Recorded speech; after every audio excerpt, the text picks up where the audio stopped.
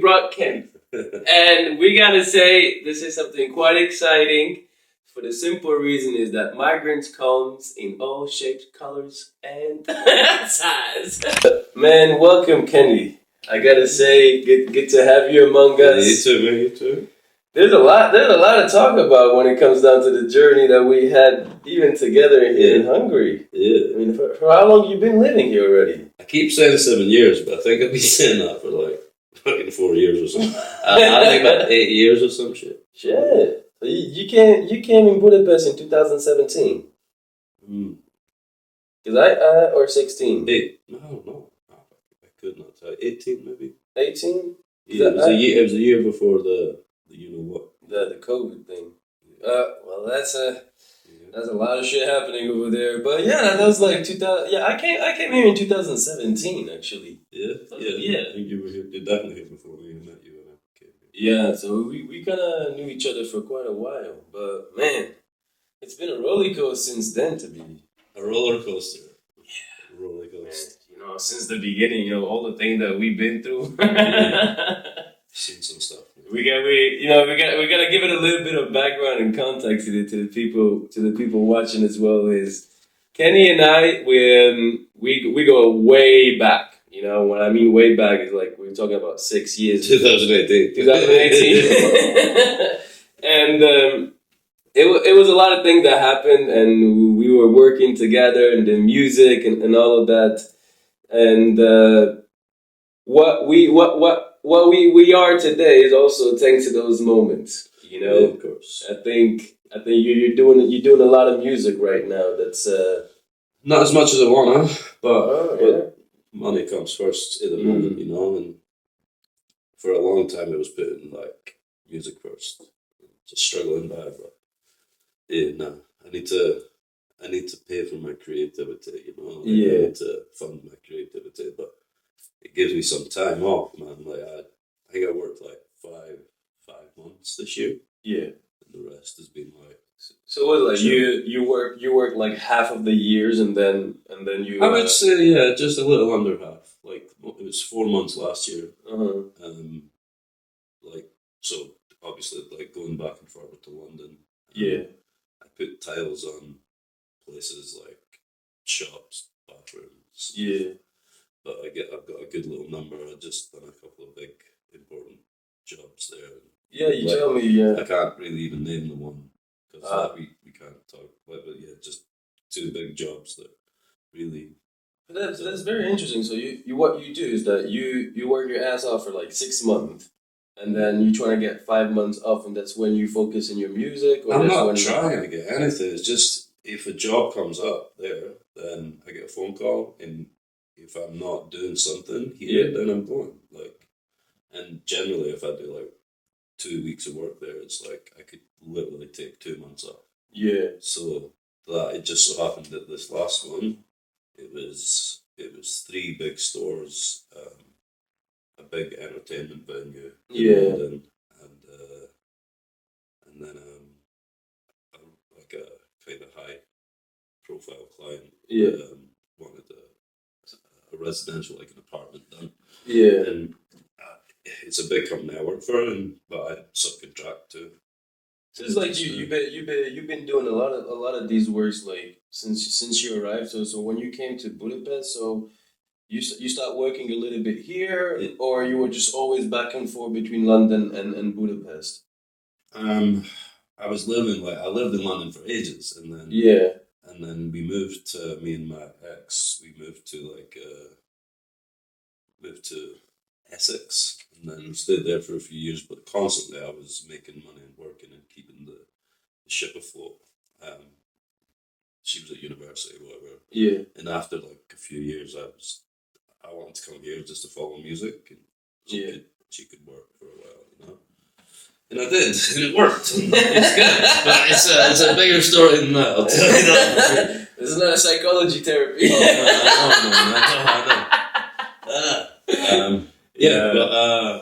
I mean that's mainly like most of the people why when they come to Budapest is that they meet people and then they end up staying in the country. Yeah, and that's I think is like I would say like 80% because 1 on 2 of the foreigners that I meet are like, oh, I'm here and I'm staying here because I've met this person, I've met this, and I think it's a very captivating thing about this city is that once you arrive, I came here for it's a week. Black hole, Man, it's a black hole. I know so many people that are just like, so you come here for a short time and then you're like, shit, all right, I think I want to move and stay in Budapest. And this one is not only among one foreigner or one expat. This is like among the bigger community. Like this is a very recurring subject. Why are you in Budapest? I don't know. I came here for 2 weeks and fucking it's been 3 years. Like a lot of people I've talked to are like that.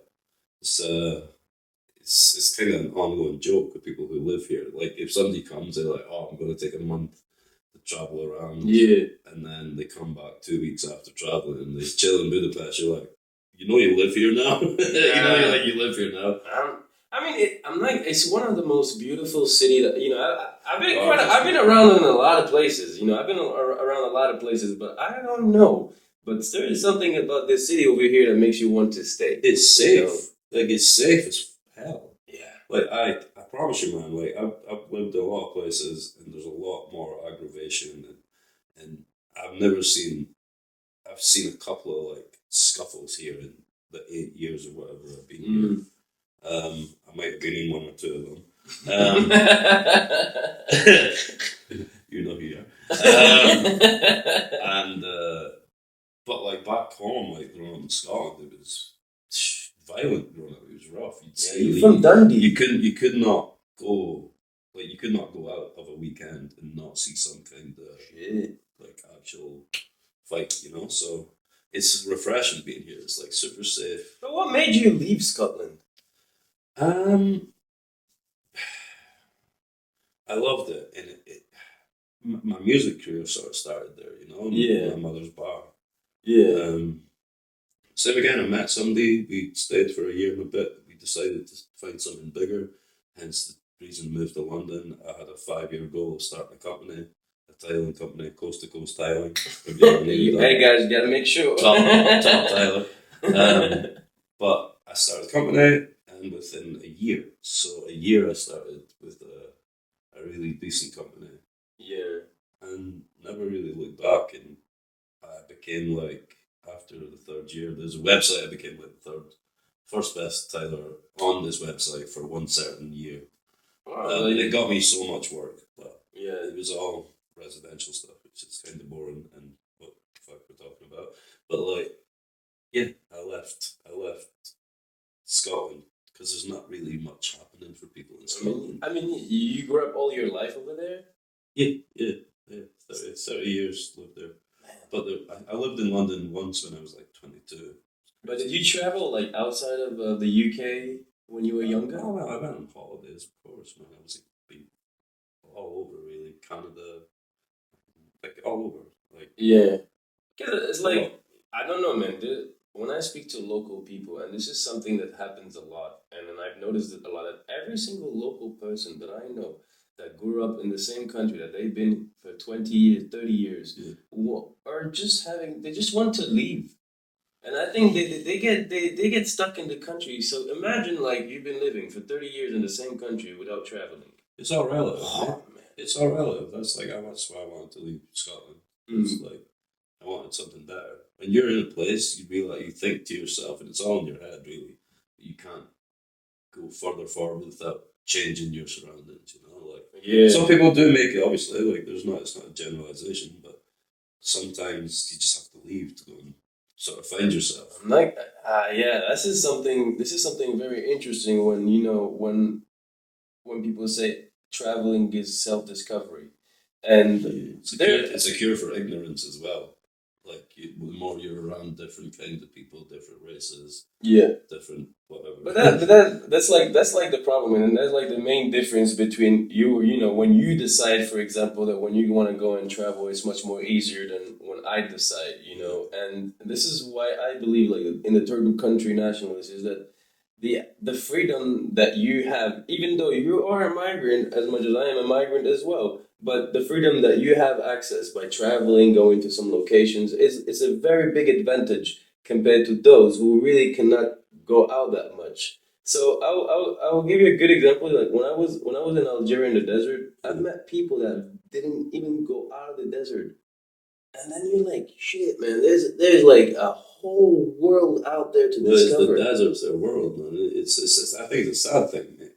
It is, but some people are happy with that as well. No, like you make your life. You're just stuck in your even my brother's girlfriend. Cara, yeah.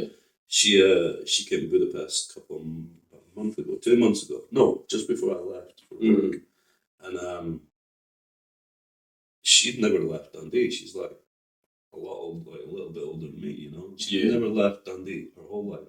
Whoa. She'd never. She'd probably been in Glasgow. But she'd never left Britain, or Scotland even.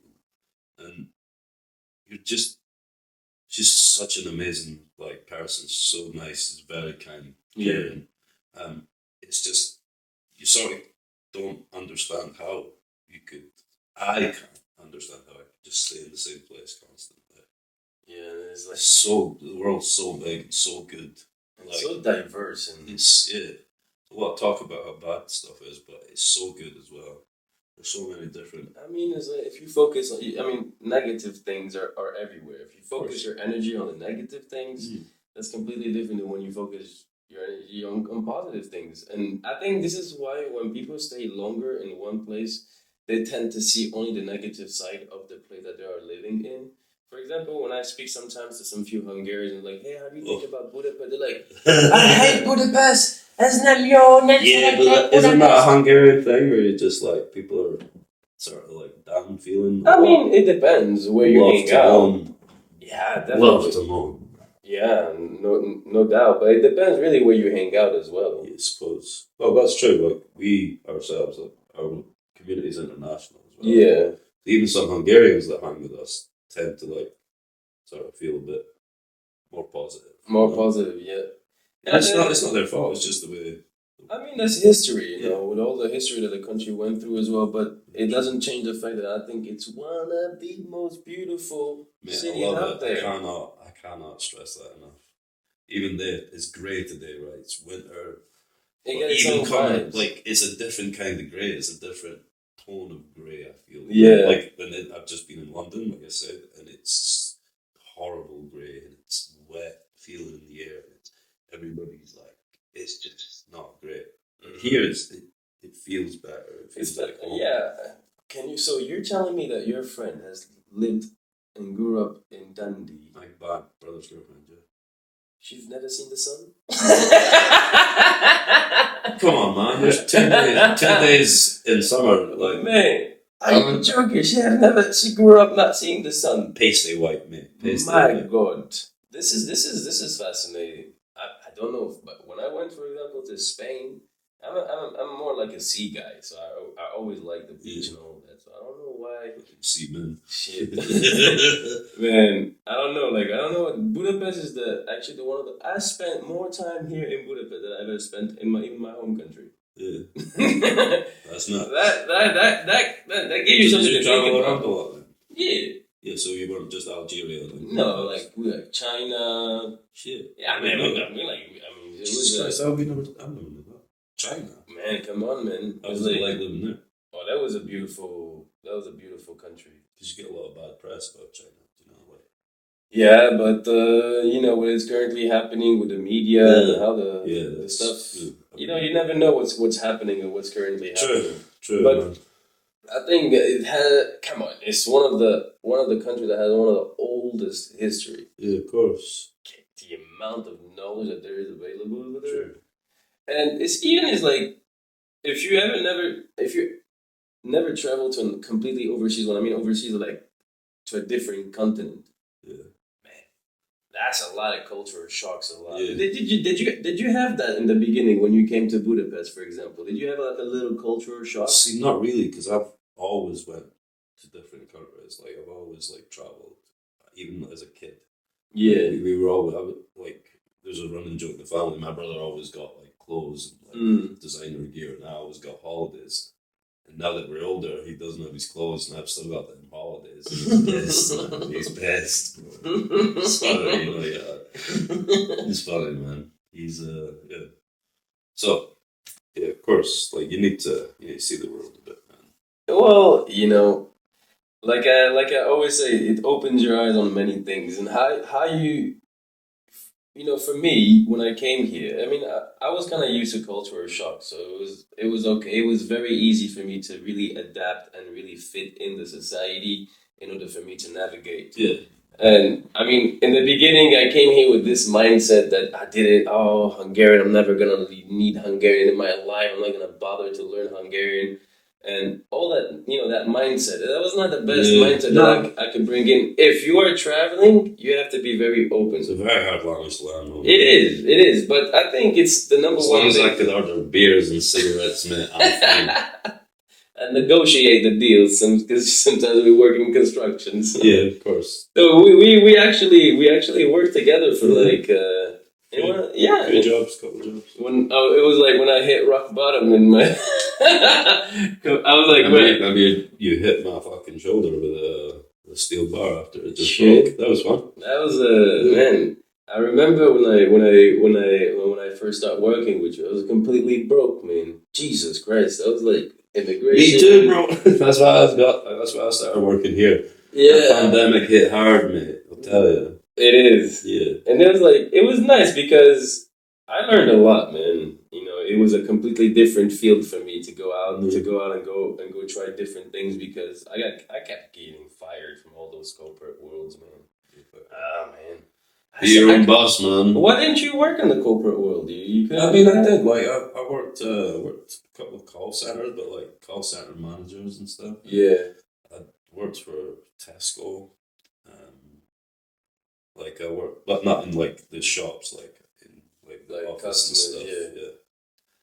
Sky TV, all that, and it wasn't for me, man. I kept, like you say, I get fired constantly. Like seriously, you too.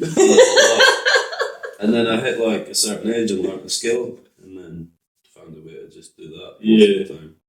Man, it's like Money. Like I don't fucking like it, but I know I need it. Ideal thing would be make money from music. That would be it. I mean, obviously, it's a big thing for everybody to make money with your passion. I mean, it's like for me when I was doing fitness, and it was like, wait a minute, man, I've been doing fitness for quite a while. I really like it. Let me try to do it as my job. Yeah, like if you. It never feels like a job to me. If you could do something that you love for work, and you never work a day in your life, it's the old saying. But do you keep up? So you're not currently doing any more music at the moment. Like this year's been my biggest year for music. Well, like, you damn well did. I released like one song, two songs, but it was like Black Horse Road and the one with Papa. When you release the good ones. Yeah, of course. Like I don't like putting out shit songs. To be fair, yeah, go ahead, man. But yeah, this year I done my first festival. That's Prime. Yeah, I remember. I get paid for that as well, man, and I got paid enough that I could even take like Lance to play for me.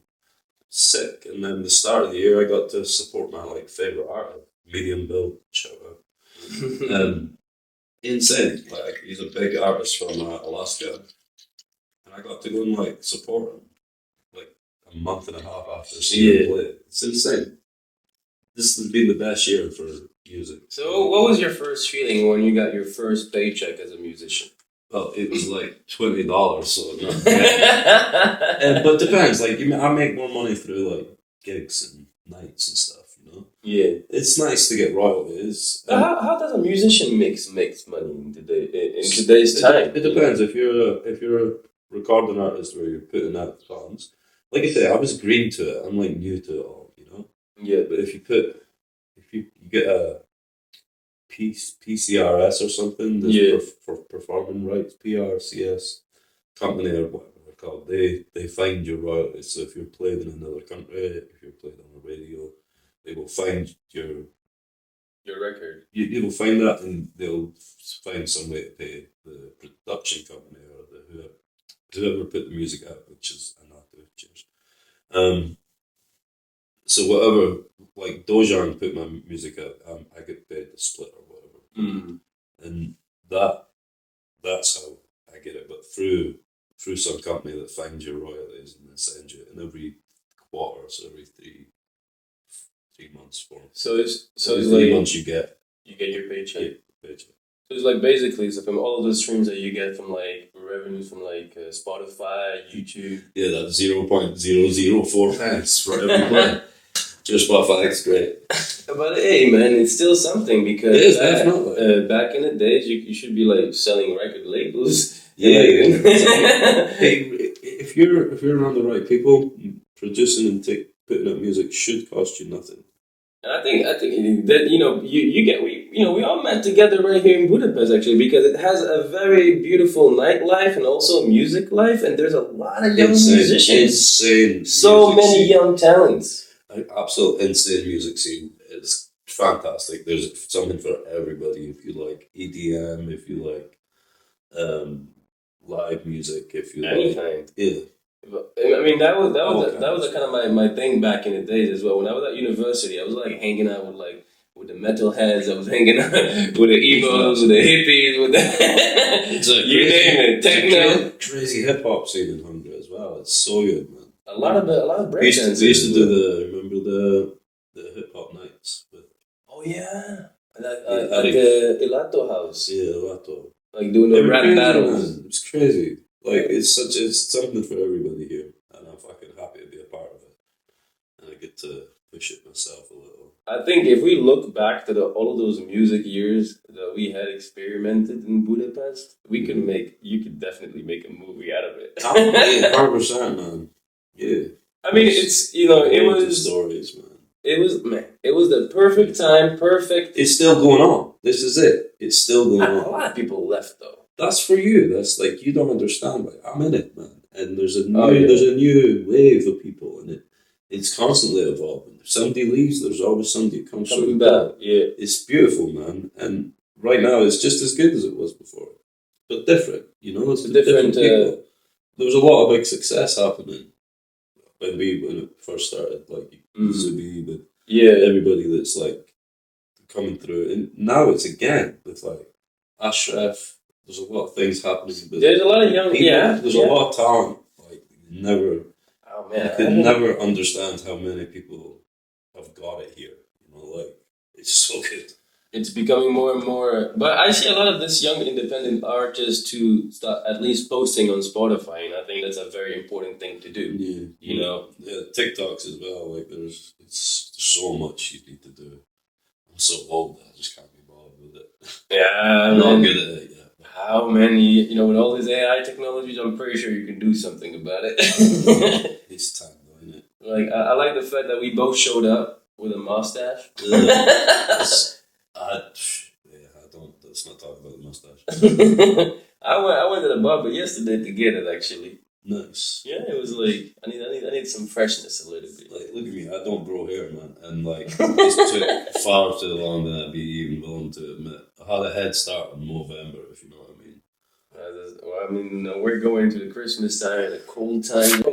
We were working together in these cold places. Yeah, construction site. Yeah, man. Yeah, no heating, mate. No heating. Jesus. Never have to. I remember we got fire, man. We had like to cut the wood and then set up so we can warm ourselves. But man, and then we had like a little PS4, so we would like play games at the end of the day. Why would you bring up the PS4? Hey man, during the night. No, fuck that. They kicked my ass on UFC constantly. It's a bad topic. Move on. No, it was shit, man. That was a good time. Actually, it was fun. I'm good. You good? Alright. Yeah. I thought we were going to address the elephant in the room. It's a big fucking sock. Well, these socks, man, I don't know. I'm not pretty sure they can see it on the frame, but good. You gotta point it on the camera. No, that's good. So right now, so tell me, after all of these years of working in construction, so you always kept a good balance between your passion and work? Not necessarily, no. Like, in London, I gave up music altogether. I didn't play for, like, years. Just because I went down with the idea of maybe, like, starting this company and doing music and doing both. But there's so many people in London behind you that will do it for free. You just couldn't make money from it. So I had to focus, because it's so expensive to live there, that I had to focus on work. But now it's Budapest different. Like, you can actually make some money here as an artist. Yeah. Like, and it is possible. And this is one thing why I started the Kenny Berg experience, is like, there's a lot of people that they do go out and play music here, and they play for free, like in open mics and stuff. And my idea was to like get them paid for it, like have my experience where I now get paid to play. So now I do every Sunday, 2 people plus me. Well, that's a good way to. And I get to give them a little bit of money for doing like a small set. It is definitely motivating. Thanks to like Pulse for like putting up with it. Like, yeah. It is. It's a crazy night. Sunday's like my favorite night in Budapest now by far. Man. It is definitely motivating for young musicians to at least get a little bit of and then, I don't know, it's not about how much you make at that time, but it's just about the principle of getting paid for what you were doing. It's such a great satisfaction. Having to pay to play sucks. And having to play like 2 songs, 3 songs sucks. I mean, yeah, you gotta get in the full experience as well, but I've always pushed that. I've always tried to give people more time than most open mics and make it more free. That's what music is. It should be free. But I mean, I really have a different view on it. Everybody should have a different view on stuff. I think it shouldn't be for free, because it is something that. Because for me, I operate by the time as a currency. Not free as in money free. Yeah. Free as in like it should be a freeing experience. You know, not free. Like no, I feel complete opposite. I think you should be paid to play. Yeah, not paid to play. I mean, my only issue is that there's a lot of young talent. There's a lot of beautiful young talent out there in Budapest that are very good at performing on stage and so on, but the only issue is that most of them have zero business knowledge. And I think this is the problem in today's time, is that it is completely different than before. But if you want to get your voice out there, you have to do more than just performing on an everyday life. I think younger people understand that a bit better than your older generation. Like your whatever generations are. Like I think slightly older people have a bit more trouble with coping with it, because it's ingrained in like younger people being like with social media and stuff. Like even for me, it's hard to like just want to do like videos on TikTok or promote myself in this way, or like keep up my reels or post on Instagram. It's a lot for somebody that just wasn't brought up doing it. So like, I think feel younger people are more suited to it. Maybe. Yeah, I'm not gonna lie. How old are you now? You're an artist. You shouldn't. Artists and business, it's 2 complete opposites. Man, that's the problem. It's not. If there's a problem, there's a solution in there. So like the solution is people should be helping other people, and that's what I feel that I'm doing. Is I'm giving people a platform now to actually go and promote their music. There's a 45-minute gig. Go and promote yourself. But in real life. In real life now, yeah.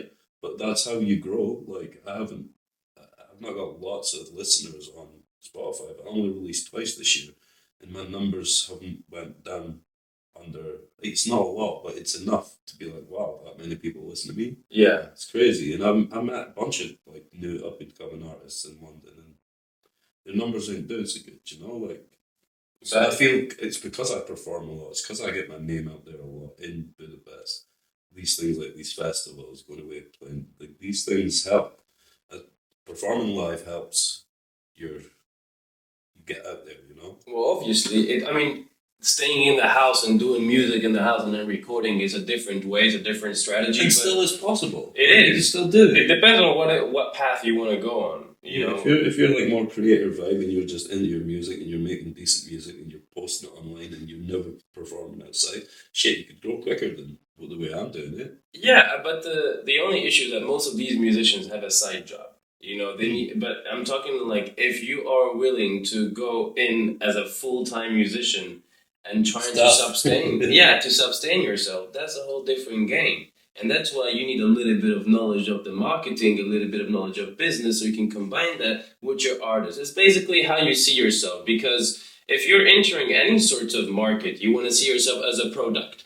If you are the product, how can you promote yourself for people to listen to? Because if they listen to more to you, then you're gonna be paid more. Yeah, true. That's true. That's true. And if you are going to this independent path, you definitely need to have a little bit of balance of both ends.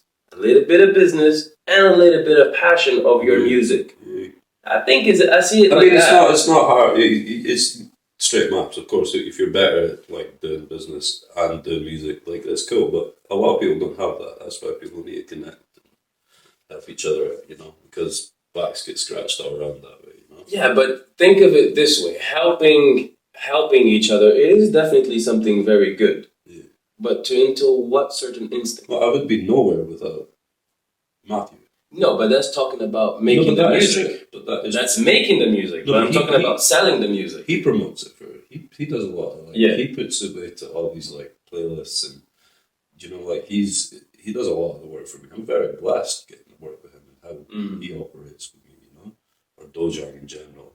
I'm very blessed like that. But you're right. I could use a manager, of course. And I could use somebody that's pushing me in a different sense and making connections. But I'm trying to do a lot of that myself, as well as trying to make enough money to survive. My question is here, like, why haven't you just, all right, you know what, I really think I can do something with this music and save enough money for like 6 months and take 6 months and then just go all in music?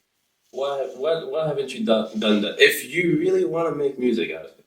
Such a question, man. And you're right. I want to, like, I really am. Like, even like since I got back from London there, I know I've got like 2 months or so to myself.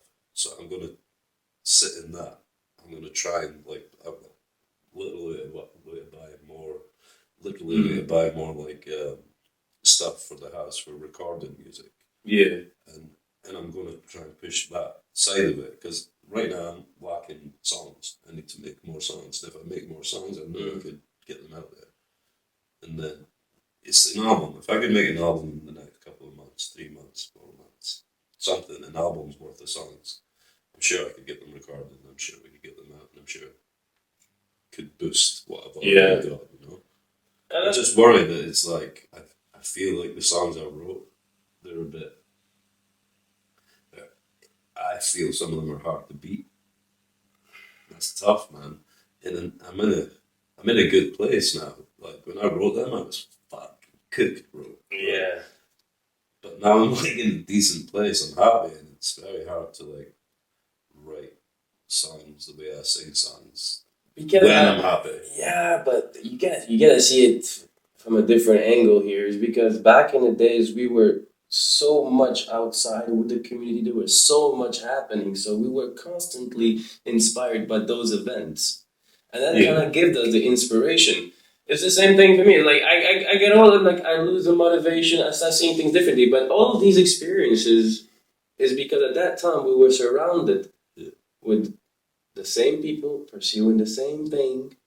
Yeah. And I think the best way that everybody could help each other is that somebody is good in their own thing. If you are musicians, I think you should be friends with more like film people, cinematographic people. So every time you go and hang out, ask your friend, pop up the phone. I mean, didn't I just ask you to go and like? Yeah, well, that's exactly, and that's gonna happen. Yeah, of course. This is the sort of help that people need to do with each other. Just what I was saying, connection. You know, like they definitely you can't get nowhere on your own. You need help. And here's a problem with me trying to like write new stuff. Right, is I've always used music as a therapy. So, and I think I've told you this before. This like. If I'm ready to talk to myself about a problem, I'll write a song about it and keep it as a conversation between me and fucking me. But like, if I'm ready to talk to other people about it, I'll sing it on an open mic. Yeah. So now I'm ready to share my problem with people. Yeah. And you get like, oh, who wrote that? Like me. Like, wow, what does this mean? And it's you get a lot of insight on your actual issue. Yeah. And if I release that, that's your fucking problem now. That ain't mine. And that sort of formula for me has worked so well. Yeah. That I've dealt with so many things that I went through. And I've had a hard fucking life. I went through so many things that now, my therapy that I made myself works. So now I'm like, I'm happy. And it's hard to say it, like, to believe it. Must be, but I'm like super happy with my lot in life. I'm happy with where I am. I'm happy with the people I'm around. So in this happiness, it's very hard for me to write a song, which is so ironic. Like, it's very hard for people I to want write to songs write, about but happy things. I'm not Pharrell Williams, like, 'cause I'm happy, which is a funny story because he wrote that about 8 times, 10 times, and Disney kept sending it back. So he must have been like, 'cause I'm happy. Yeah, man, like, I don't know, man. I like sad songs. I like listening to sad songs as well. But as I'm saying, Yeah, I think my therapy has worked for me, and it's a problem. We're not gonna leave the studio today without performing. That's something. Go on. Yeah, I'll play. Oh no, we're gonna pay the musicians. I didn't know there was a check. Yeah. But I mean, you gotta give us a little taste of that, and This is true, then. yeah, but like we're gonna set up the mood for that. Yeah. Let's get it on.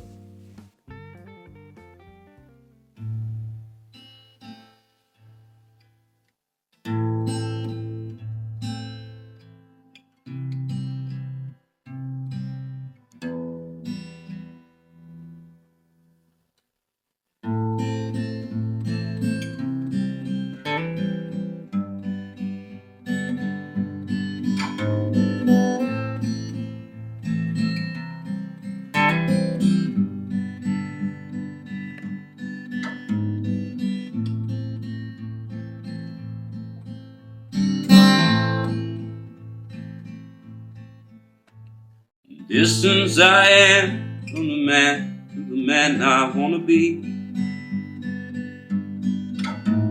The time it takes to realize the time, the distance I need. I was born impatient. I was born unkind.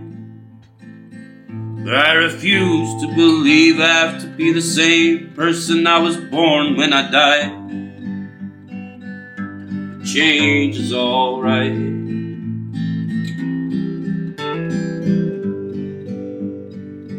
Yeah, change is alright.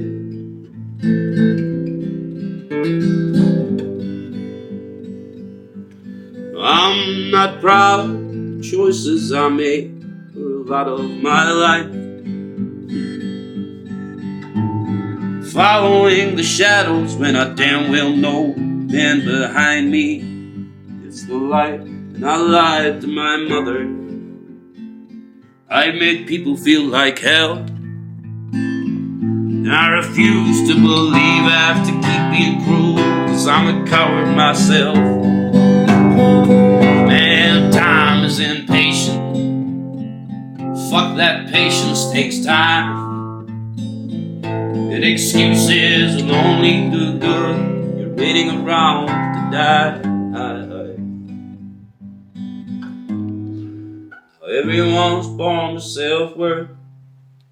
How easily it'll turn to doubt. It takes letting go of what you can't live without.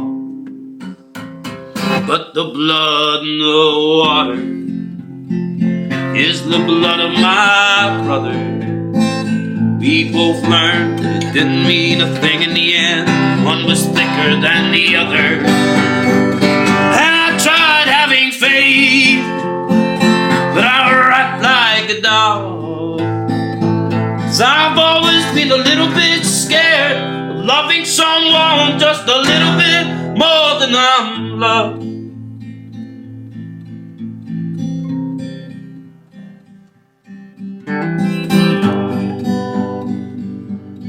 Losing is fine. Sure is. Yeah, losing is fine.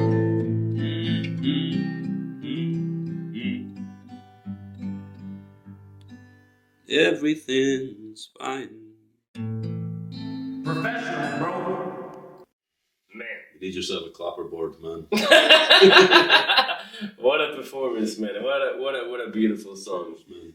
It's not mine. It's actually a guy called Amigo the Devil. Amigo the Devil. Amigo the Devil. And it's called Cocaine and Abel.